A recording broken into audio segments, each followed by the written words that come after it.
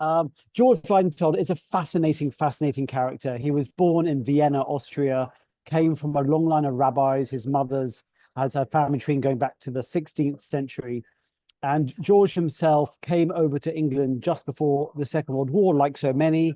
My family came from Berlin, from Germany. His family came from Austria, arriving in London in 1935, 1936. In my family's case, for him, he came in 1938. He didn't know English. He didn't have any friends or family members. He had no contacts. He's really starting from scratch. And slowly but surely, he built a life, the most amazing life for himself. And I just found he was a fascinating character because through his life, you could understand the life of refugees at that period of time, but also the world of publishing, which became his universe and the books that he published. So did you ever meet him? I mean, I know the answer to that, but our audience will be curious. Did you ever actually manage to interview George? Because he was quite shy and he didn't really like the public eye in that sense when it was on his own personal life. So did you ever meet him? Well, it's a funny question because I was at home and I got a phone call from the chairman of the publishing house, Weidenfeld and Nicholson, his publishing house. And he said, Thomas, we'd like you to write the book of George Weidenfeld. And I said, that's very nice. It's very flattering, but why me? I have never met him. I'm one of the few people really who had never met him. There must be other people who met him, who are eminent writers, who could write a beautiful book. And he said, no, that's actually why we'd like you to take this project on, because you've never met him, because you share this German Austrian family background. Both your families had to leave occupied Europe, Nazi Europe. And so that was really an opportunity for me. At first, I was very intimidated by this subject. I'm not as well read as other people, but I thought this would be a great opportunity to actually read some amazing books, to learn about the Jewish community in the UK over 100 years, to learn about what it was like to be an emigre. And then it turned out that George also had a very large connection with North America, which was totally new to me. So there were all these stories began to unravel. And it just became a fascinating journey. Yes, I'm just going to make a note to myself because that was one of the things I want to ask you about North America later. I've got so many questions because this is fantastic. So many questions coming out of the work that you've done. So your book then would differ because George wrote his own autobiography, didn't he? Yeah, famous. It was famous for its index, which had, I think, over 200 names. It was reviewed as one of the greatest attempts at name dropping in history. I mean, it really didn't make for great reading. However, it was great if you wanted to find out who was who in London in the 1990s. Yeah, I want to ask you before we move on to his publishing world, because the period when he comes out, you've obviously made a conscious decision on his escape from Austria. I only ever had one conversation with him, and that was on the telephone. He didn't meet in person. And of course, I wrote about the man who saved him, Thomas Kendrick. And he isn't mentioned in the book. And I wondered whether there was a reason for that. Because Yes, there interesting is. this. There is a reason, Okay. yeah. Yeah, I wonder if it crosses over. Yeah, because his publishers wouldn't publish the biography of Kendrick, and he was terribly disappointed. Because Yeah, no, yeah. yeah, It's very simple. So what happened was that George's father was arrested by the Gestapo or by the security police in Vienna, and that was when George decided it was time to leave Vienna, and he did get help from the British embassy. I was never able to nail down what actual help was made. In his various papers, I couldn't find any evidence about who helped him. He did give, in a couple of interviews, he mentioned help, but they were slightly contradictory. Some people said that he had contacts in London. I was never able to really nail that down. The important thing for me was that he left Austria. He left it with almost nothing in his coat pocket. He had one letter of introduction from the University of the Foreign Diplomats University in Vienna, and he arrived in London and ended up living in a boarding house and started looking in the newspapers for jobs. I mean, he really had no opportunities, almost no money, And when he arrived, he found out that the BBC was looking for people who could help with their monitoring service. And so that's what he got himself, connected with. And it was through that work, through his curiosity, and I mean, he was an incredible language, an incredible language skill. So very quickly, he was able to speak English as well as other languages, French, German, Italian, Hebrew. There's so many languages. So he was able to help the BBC and meet these extraordinary array of people, because there were so many exiles, not just from the Jewish community, but you had the government of the Netherlands, you had the government of France, you had all these fascinating people who were milling around the BBC at the time, helping the BBC with their foreign service. And that's how he really got his start. And from that's what led him into later on the publishing business. Because that BBC monitoring period is fascinating. No one's really written a history of it. No, not that I found. No, you're exactly right. And I mean, there are archives. They're in quite an unusual place. I haven't used them. And Helen, your next book opportunity. There we go. Oh no, I've already been commissioned for my next two. I've got a lot to do. Who knows? I think there is somebody writing about BBC monitoring. Oh. But why? Yeah, I can't remember her name, but it hasn't come out, and that was a few years ago. But it would be fascinating, particularly for our audience, because one of the members of Classy Lectures, I think one of the oldest members during lockdown, was 100-year-old Leslie Weil, an emigre from Austria. And she met George Weidenfeld. I managed to interview her on Zoom. So there's an interest. And Sue, who of course founded Classy Lectures, her mother worked at BBC Monitoring. And as you say, it was so many different nationalities there who'd had to flee from so many countries, and it becomes a sort of microcosm, doesn't it, of German and Austrian society that's just extraordinary, that nobody else has documented in books about the emigres. And George was part of that. And it became a seedbed for post-war cultural renaissance. George Orwell, that's where he met George Orwell, and he used to have lunch with George Orwell. And then later his sister Sonia worked for him, Charles de Gaulle and all those people.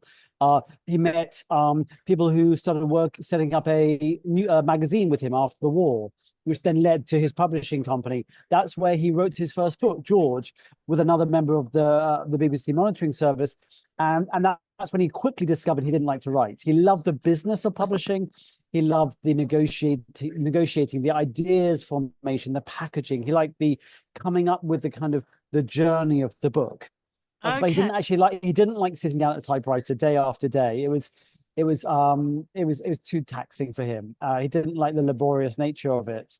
And the book, it was about the Nazi structure and the way that Nazi propaganda worked, and Goebbels. And it didn't do particularly well. It had a famously terrible review in the New York Times, which I think would have been galling to George. But through it, he learned that he loved publishing. He liked bringing this amazing culture of ideas to the public. Yeah, and he was a great philanthropist as well. We'll hopefully sort of get onto that. There's so much to discuss about this incredibly full life. So how did you decide, from what was an incredibly rich culturally, socially, the parties are legendary, aren't they? You describe at least one of the parties. How did you decide what to focus on, having not met the man? That was difficult, and he's such a variety of different parts of his life. There was the publishing life, there was the philanthropy part, there was the Israel part, there was the politics part. There's this extraordinarily well-documented private life, famously titillating and sensational, which the British press and the American press absolutely adored. There were these various aspects, but I was really interested in the publishing side. And to structure it, I came up with the idea of maybe telling his life story through a limited number of his books. And in the end, he was associated with the publishing of 6,000 books, obviously way too many.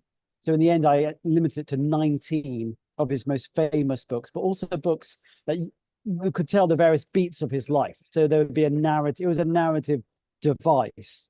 Right. So you can learn about his life, but also you can learn about how the publishing worked, starting in the 1940s when he started, all the way to 2016 when he died. So it was a device to be able to open this kind of slightly hidden world, slightly murky world. How do books get published? Why do certain books get published, not others? Why do certain books do well and not others? What do publishers do to kind of put their finger on the scale? What are the various controversies? And so I really wanted to kind of unravel some of that. Mm.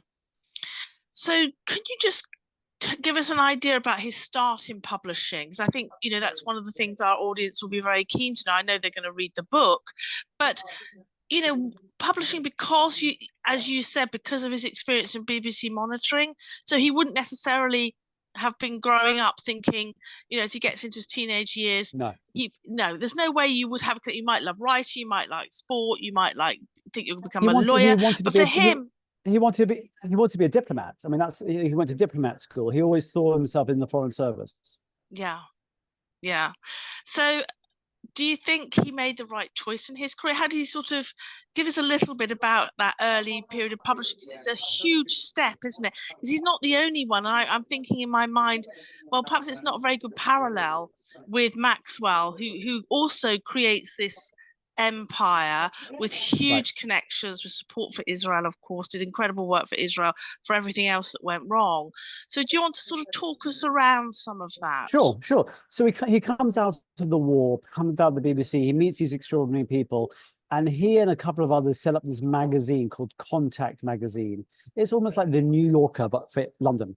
And he's getting, various people writing essays, and they go to the government. They say, can we get some paper to print, because there was rationing? And they said, no, we can't allow, there's a shortage of paper. You can't set up a new magazine. So George, being George, goes to a lawyer and says, what's all this about? There's paper rationing. And the lawyer said, no, it's true, but you could get around it if you publish books. For some reason, there was a loophole. If you publish books, you could get print paper. So he then called Contact Magazine, changed the name from Contact Magazine to Contact Books, and he published the magazine in book form.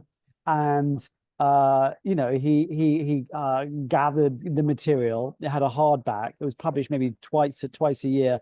He also tried to find other books to be able to pretend that they were actually publishing books. And they were looking for a manuscript. They couldn't find any manuscripts. So eventually somebody said, look, I know this doesn't sound very interesting, but there's this book by this academic writing about the coal industry.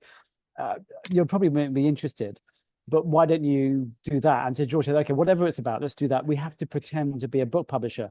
We're told that this man was called Harold Macmillan, who ended up being the Prime Minister of England. And that's how he then had the relationship with Harold Macmillan, ending up publishing all his books, ended up being an advisor to Harold Macmillan later on.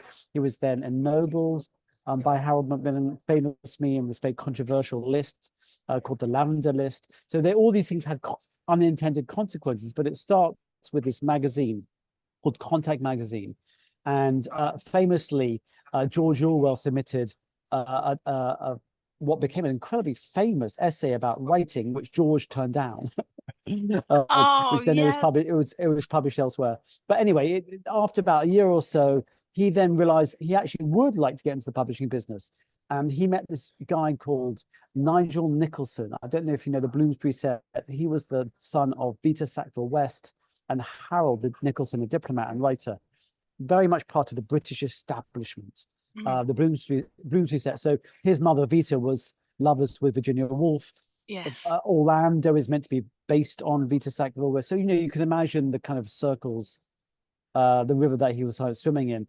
And he said to Nigel, would you like to come and work with me? And Nigel said yes. And then Nigel then actually became an investor in what became this new publishing enterprise named after the two of them. It was called Weidenfeld. Well, at first it was George Weidenfeld and Nicholson, after Nigel Nicholson. And they set up this new business in 1949 with 5 or 6 books.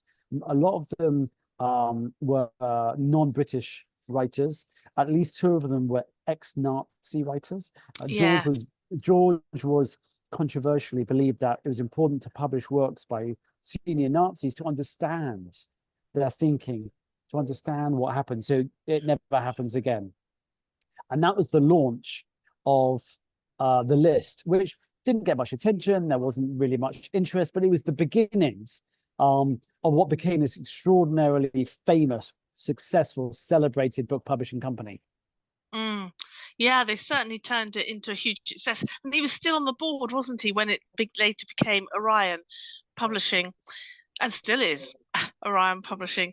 So there are rumors, and this is a question that I know Sue is keen that we should ask you. There were rumors that George never really read a book, or he didn't really have any literary skills, and he hated reading.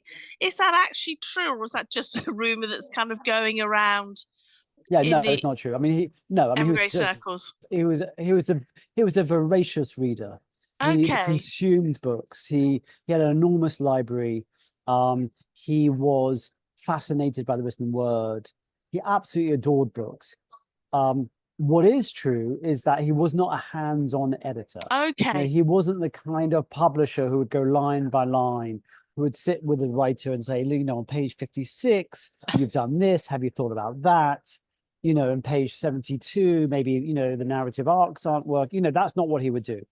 He was definitely the ideas man, the packaging man, the marketing man. He was the guy who met you at the party and said, "Darling, would you like to write a book? Have you ever thought about writing?" Famously, he had a dinner party with this guy in the 1950s, this American with large eyebrows and lots of hair and dark glasses, dark black glasses. And the guy said, "Hi," you know, and they introduced each other. And very soon, George said, "Well, you know, have you ever tried to write a book?" This guy was obviously intelligent. And the guy said, "Yes, I have. I've written a book based on my thesis, my PhD thesis. I've tried 8 different American publishers." He was American. He was connected with Harvard. And George said, "Well, why didn't you show it to me?" And so this guy had it in his briefcase, handed it over, and George called back the next day and said, "We'd love to publish it." And this was the first book published by Henry Kissinger. And Oh, George became Henry Kissinger's publisher for the rest of his life. They were fast friends. So he had, I don't know what you would call it. He had the touch, he had the eye, he had perspicacity, he had the instincts to publish books that other people wouldn't publish. And it led to yes. huge success.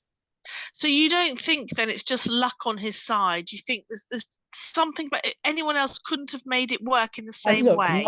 one book would be lucky, you know, but you know, so let's start with Isaiah Berlin. You know, he came up with the Hedgehog and the Fox, which was this extraordinarily successful book in the 1950s. Next was Vladimir Nabokov's book, Lolita.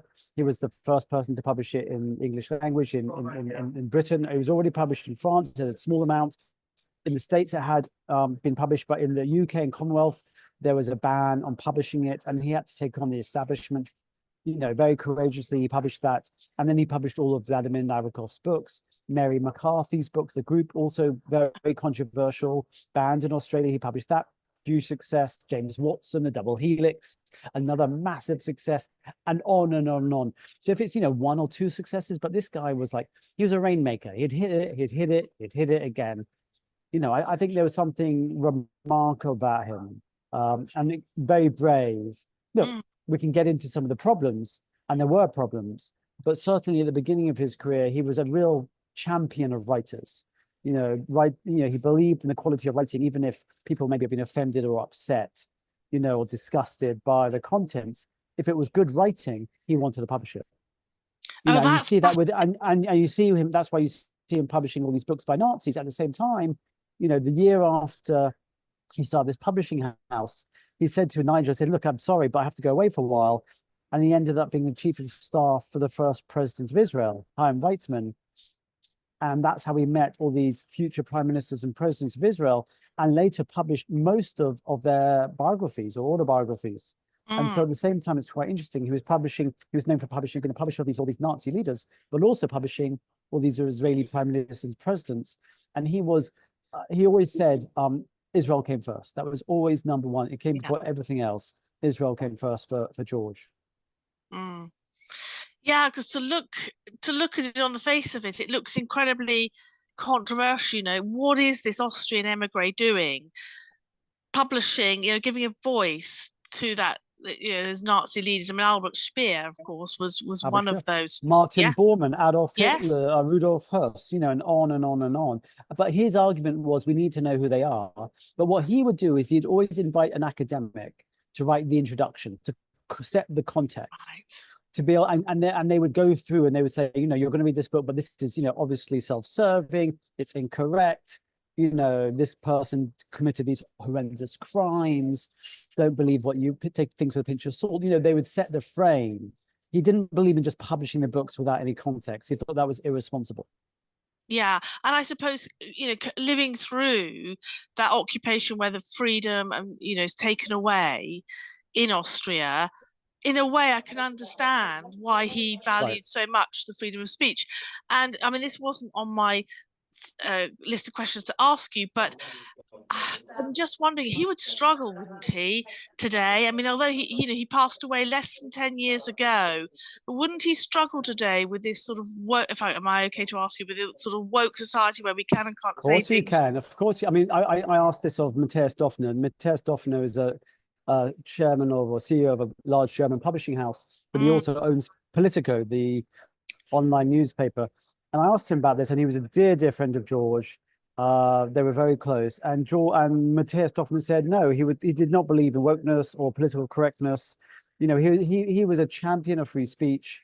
He was a champion of the writers' permission, responsibility to defend their opportunities to write what they wanted, even if it was hard to hear. However, there was always one thing that there was two things mhm. that he would not countenance.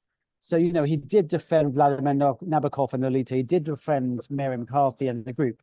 But when it came to Israel, he would put Israel first. So, for example, Max Hastings, the British journalist, was Yes, invited to write the biography of Bibi Netanyahu's brother, Yoni, who was killed in the Entebbe. Do you remember the Entebbe raid? yes. And with a hostage, the kidnapped Israelis and others. And Yoni was killed in that raid, and the family wanted to write a book about that. And so Max Hastings did that. He went to Israel. He had extraordinary access to the Israeli army. He couldn't believe his luck. He interviewed very interesting people. He read very interesting documents. He wrote the book. Very excited, sent it to George. George said, "That's very kind of you. It's great." Sent it to the Israeli government. And the Israeli government said, "No, you can't publish this." And Mm, rather than defend Max Hastings, which you might argue was his right and his responsibility, he said to Max Hastings, "You have to cut 30% of your book." And right. Max was like, "What are you talking about? You know, I'm an independent writer. I'm not an Israeli citizen. I have no responsibilities to Israel." And George said, "If you want to get paid your money, you have to cut 30% of your book." So here's an example where George did not defend the writer, and Max Hastings never forgave him. In fact, in Mm, his autobiography published in 2020, he dedicated an entire chapter to criticizing George and called George, you know, one of the most loathsome people he'd ever met. And the other example where George didn't defend the right of people to say what they wanted was when they criticized him. So there was somebody who was publishing some letters between two famous literary people, personalities, and some of these letters were vicious in their attack of George. And when he was shown these letters, he said, "Absolutely not." mm. And the editor was told to cut those. So he was not entirely consistent with his views about freedom of speech, but he was generally a large champion, a very impressive champion of freedom of speech. Yeah, because you've used that term courageous. It is courageous, isn't it, to stick your neck out and not just to publish something because it's the flavor of the month, it's Right. the trend. There's obviously something deep within which for him, connects. And before we kind of move on from this, what about the obscenity laws at the time? Because I'm interested, he published Lolita, didn't he? Yes. Right after, with all the controversy of Lady Chatterley. Yeah. Um, so do you want to kind of make a comment on that? Again, Well, did this he is feel yes. the right it had to be published? Yes, Because his view was it was well written, and that was the important thing. And it didn't matter; everything else didn't matter. It was a beautifully written book, and you know, Lolita is a highly controversial topic. yeah. You know, it's about the serial rape of a 12-year-old going on 13-year-old. You know, Mm, there's some really upsetting, offensive passages. But mm, his view is it was beautifully written, and most of academics today, literary critics would agree with him. But at the time, it was banned for what they saw as pornography and offense. And he thought that was a terrible idea. And so he put a lot of pressure on the politicians to change the law. And so for the first time, the government allowed a defense, which was if a work had literary merit, then it could be published, even if it was considered pornographic. Up till then, there was never a mitigating circumstance. There was never an opportunity to publish these books. And because of that, that opened the opportunity, the ability to publish a whole slew of books, whether it be Henry Miller or Lady Chatterley's Lover, and both in the UK and the United States and around the world. So he really did have a huge impact on right to publish, freedom of speech. You know, now maybe today some of us might argue that, you know, some of these books should not be taught in schools, or, you know, there are all these debates in North America about what books should be available for young people. But the fact that he fought for the ability for adults to read these books, for them to be available in bookshops and libraries, I think is incredibly important. Yeah, and sticking his neck out at a difficult time. And so, Right. yeah, brave, courageous, daring. Definitely. Some people found him, you know, quite a complex character. Do you think he was complex? I mean, you don't think there's a sense that he's doing this career? It's not for the money, is it? Well, he liked money by all He liked accounts, money, and yes. he lived a wealthy, he lived an ostentatious lifestyle. He liked to eat well. He liked to throw parties. Often there'd be a breakfast party, a lunch party, there'd be a dinner party, and there'd be an after dinner dance at his apartment in London, overlooking the Embankment in Chelsea.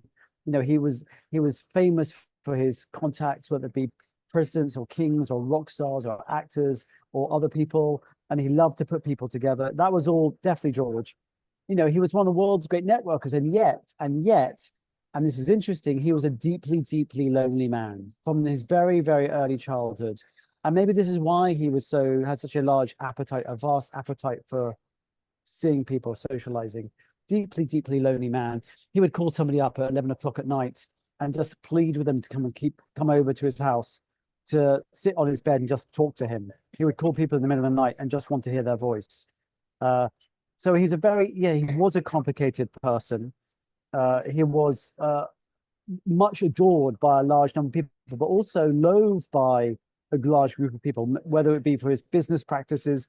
Some people found him unreliable, whether it be for his treatment of women, or that could be the people who worked for him, or lovers, or other people he counted. And yet there's a whole posse of women of a certain age who would go to great lengths to defend his reputation. So yeah, very complicated. Everybody had an opinion on George Weidenfeld. Would you like to have met him? I mean, this isn't in my questions, but I got lots more coming. And actually, I just want to say to the audience, do put your questions in the chat in about 15 minutes or so, because we're going to take some audience questions as we're chatting. So it's just absolutely riveting. So, Thomas, would you have liked to have met him in the end? Or you please, would you? No, I would have go loved to his parties? I would Yeah. know. I mean, the parties maybe would be fun. That'd be fun. But I'd just like to spend the afternoon with him. But I mean, everyone says he was an extraordinarily intelligent human person, individual. He was very, very worldly, cosmopolitan. Yes. He could work at many different levels at the same time. Remarkable tactical thinker. You know, he was the person, for example, who introduced Tony Blair to Chancellor Kohl in Germany. His contacts, his acumen, his political cunning, and then also incredibly funny. He would tell hilarious stories. So, for example, when at BBC Monitoring one day, they had this speech by Adolf Hitler, but they couldn't. They'd lost the script. So they asked George, who was a brilliant mimic, to actually read Adolf Hitler's words, pretending to be Adolf Hitler. So he would repeat this at parties. No, very funny guy. And incredibly interesting at a dinner table, isn't it? I mean, Yeah. I hadn't realized he would be such an interesting conversationalist. I remember him just from that very brief phone call, because he said to me, what happened to the man who saved my life? Never saw him again. Right. And I know you said you didn't find the paper trail, and that's separate, but I think, yeah, he's very, very interesting. And for all his power and success and contacts, he didn't actually know what happened to the man who saved his life. Can we go back to, you mentioned the North American links, because we have Canadian American audience as well as those in the UK. I mean, it's just such a vast world he sort of inhabited, not just physically, but kind of in contacts. So yeah, do you want to say something about the North American links? So he befriended the Getty family, particularly Anne Getty, who married into the famous oil tycoon, and they were friends for a long time. And she had always wanted to get into the publishing world, and she invited George to set up a business with her. And the way through to do this, the quickest way was to acquire an established publishing firm with an impressive backlist of authors. And they then set about buying Grove Press, which was one of the most famous houses for literary talent. Whether it be Allen Ginsberg or the Beat Generation, Waiting for Godot, all those kind of plays and writers and books. And so they did that. They acquired it. And he was on the literary scene. The two of them were on the literary scene in New York, and they would organize conferences in San Francisco, and they would have these extraordinary events, these manifestations. And he was the talk of the town. Tatler would write about him, Vanity Fair would write about them. There was a lot of talk, were they lovers, were they not lovers, and so on. And for about 5 or 6 years, he was right at the heart of the American literary scene. But Grove Press never made money. It was very hard for Anne Getty and George to make it work, and eventually they had to sell it on. But there was a period of time that he was right at the heart of things. And I start my book actually with a dinner party, Yes, you do. which Anne Getty throws, and there's some remarkable guests, one of whom is Donald Trump, because he was very much part of this this kind of cultural milieu. Henry Kissinger was there, and Bernard Levin, and many other people. Yeah, I suppose we can forgive him, can't we, for having so many names in the index to his autobiography, because he actually did meet all these people. He really did. He really did. What an extraordinary life. Could you comment actually? Because this is really unusual. I hadn't thought of any connection with him and Harold Wilson. But can you actually tell us a little bit about his relationship with Harold Wilson? Because there have been all kinds of Yeah. Things about, was Harold Wilson, was he a spy? Was he working for the Right. Russians? I mean, all that kind of thing. I think by and large has been sort of dismissed Right. nowadays as being nonsense. But who knows what evidence will I come out think either way. he was like, I mean, today maybe you'd call them a strategic advisor, like an David Axelrod, or an Alistair Campbell, that kind of character. Somebody who really helped Harold Wilson kind of strategize and work out their political future. And that when Harold Wilson actually resigned his position, he was actually had dinner that night with his secretary, Lady Faulkner, and George. He was right at the center of things. And those three have this very kind of, I don't know, intense cultural kind of relationships. And George was very much involved with policy, and he was a big proponent of the European EEC, European Economic Commission, and he was really helping. And Wilson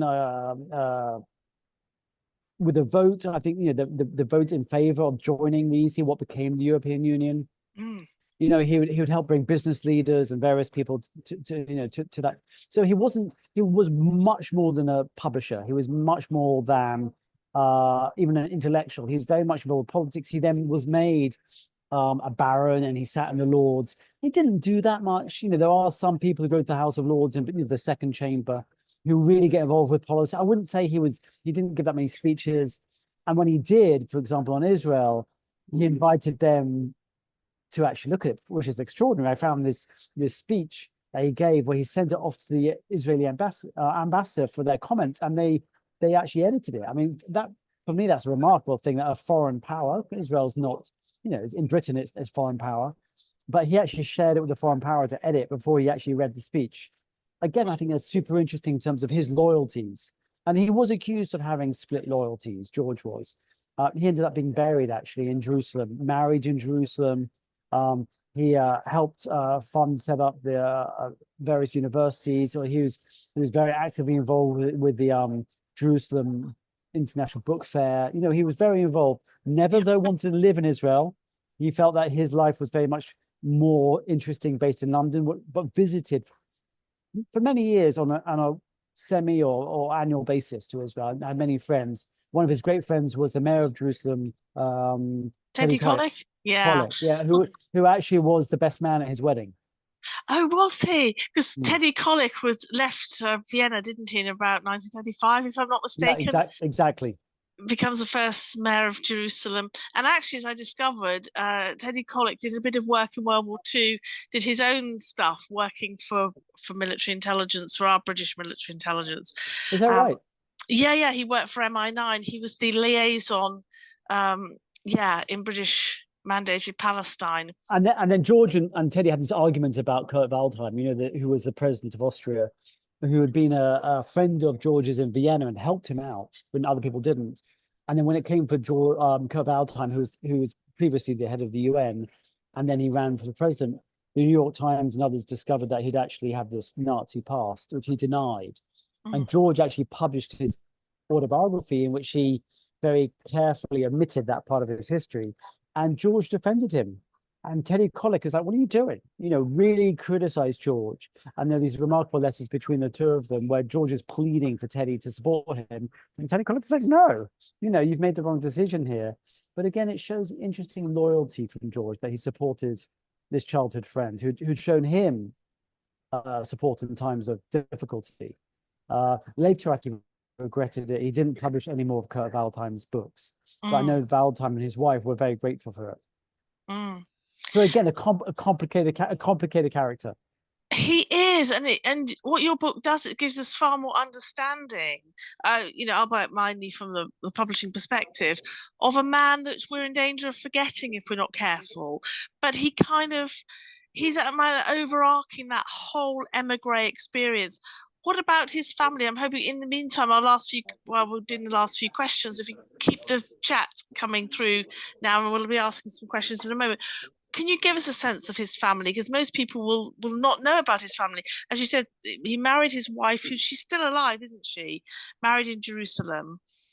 Yeah, so I mean, his family life is interesting. He had one child, from his first marriage. He was married 4 times. He boasted of having over 1,000 sexual encounters. Mm, His last marriage was yeah, which he said in his autobiography. He actually finishes in his autobiography saying that he found happiness with Annabelle, his last wife. She's yeah. still alive. And they lived together and they married in Jerusalem. And he helped his parents escape Austria. But he really became the parents. They were really traumatized by what their experiences. So he really stepped up as the parents, in that kind of situation. Mm, Um, and he never talked about life, his early years. He didn't want to talk about it. He was very much one of those, and my grandmother was the same. It was all about looking forward, always about the next step. Never really want to hark back. So, two of his grandmothers were murdered in the Holocaust. He didn't talk about it. He didn't even find out. And it was relatively easy towards the end of his life to find out what happened to them. He never found out what happened to them. So that shows you kind of what his focus was. mm.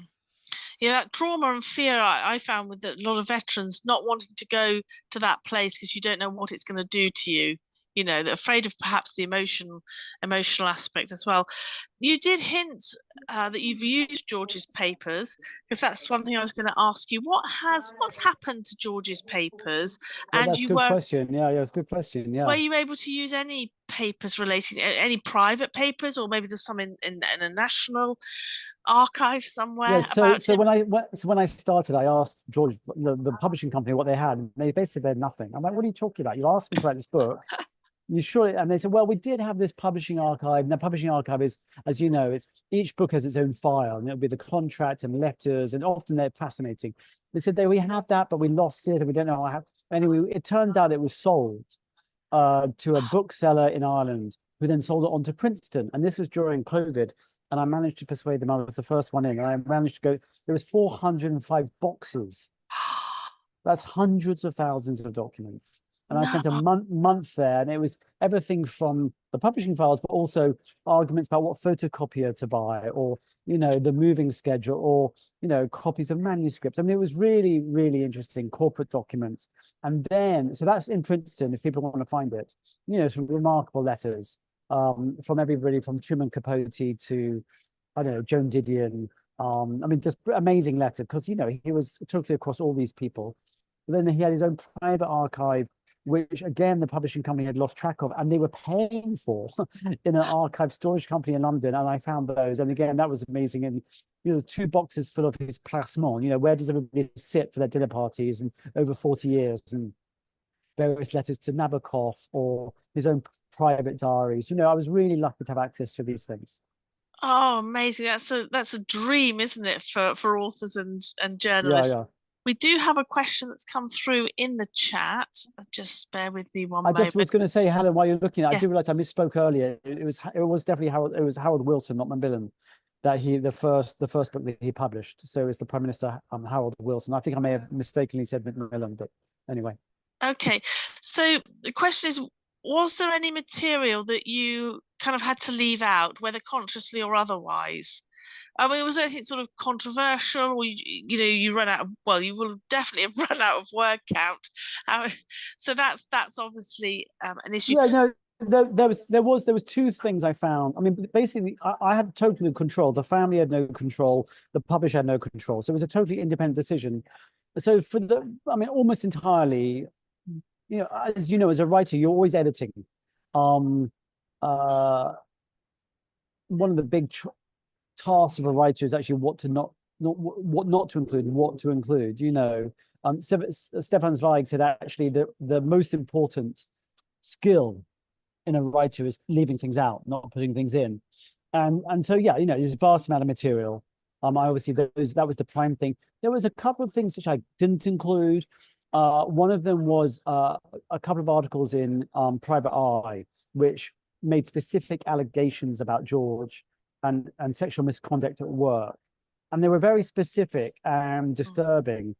Because I do talk a little bit about him and his relationship with women, and give different, because there's different people have different views. Often different generations of women have different views, which is interesting. But I couldn't stand it up. It was one source. I spoke to Private Eye. They couldn't back it up. The person who wrote it wasn't around. So I didn't think it was responsible to include it. Yes. And the only other thing was there was a long quote from another writer who had written about George, and I quoted a paragraph from her book, and I just decided it was not necessary. This was more from a point of view of it was just titillating, and it had been well publicized in the media. Why include it? It felt unnecessary. You know, these things are always a balance. You know, I'm trying to write books which are of wide interest, which are serious efforts at writing history. I want the books to be easy to read and entertaining, but also responsible. So Yes. you know, those are two things that I didn't include. In what sense do you think George was a maverick? Oh, he was definitely a maverick in the sense of you know, the John McCain sense, which is he was his own man. He didn't go with the pack. He was somebody who had his own mind, who was of consequence, who was ambivalent. So people have different views of him. I think what's interesting, because that's the name of the book, The Maverick, Yes. is that different people have different views of him. And I think even the word the Maverick, you can project your own take on it. Is it a negative thing or a positive thing? You know, and I like that. I want the reader to read the book and then make their own mind up about George Weidenfeld, if they like him, if they don't like him, or were they impressed by him, were they not impressed by him. And I wanted a title which had a sense that it evoked his importance, because he was a very significant person. And I think you're right that there are these characters who are forgotten. You know, Yeah. he may be one of those, and he shouldn't be, because he's a very important person. And that's why I wrote the book. That's ultimately why I decided to write the book, because I thought he's a man of significance. And do you know yet the reaction, how the family reacted? How has this been well received in the wider world? Well, Presumably it was, some people are still alive, aren't they, that are mentioned in the book? I mean, so I've been very happy and very pleased, and you know, quite chuffed, you know, that people have responded so well to it. The family have been supportive. Again, it's not authorized, but they've been really supportive. They were very generous with sharing their stories and letters and photographs. You know, and there's much in there which, you know, it makes him out not to be attractive. It's certainly not a hagiography. It is, you know, people call it warts and all. But, you know, the press has been very positive about it. People, particularly in the publishing industry, you know, there've really been very few books about well written, well received books about the publishing industry. It's notoriously hard to write about in an interesting way. So for anyone interested in trying to understand how the publishing industry actually works over the last 100 years, I think might be a good place to start. And people have been really kind to me in the publishing industry about the book. So yeah, it's done really well. Fantastic. And we've got a question about Maxwell. I mentioned Maxwell earlier. He must have mentioned Maxwell. I mean, did you come across anything which gives us a sense Yeah. about how these two giants in publishing, how did they Yes. get on? Did they like each other? So they would say work together, and their paths definitely overlapped. They worked together in a number of different ways. I mean, they literally had joint projects together. And then Maxwell's daughter, Ghislaine, also, I found a couple of letters where she was in correspondence with George. And this is the woman who's been sent to prison, who's with a Yeah. relationship with Jeffrey Epstein. And George was, this is way, way back, decades ago, when he was introducing her to various people. So their universe is definitely over. Well, not surprisingly, they're both, transatlantic publishers. They both have similar backgrounds. They're both big men in their worlds. But they were never partners together to any significant degree. And I think there was many just there's more dissimilarities than similarities. Maxwell was a deeply nasty, vulgar. He committed various crimes and defrauded people, and George, that wasn't George. George was he was never found guilty of anything. He was very well respected. So there are definite differences, but they swam in similar waters.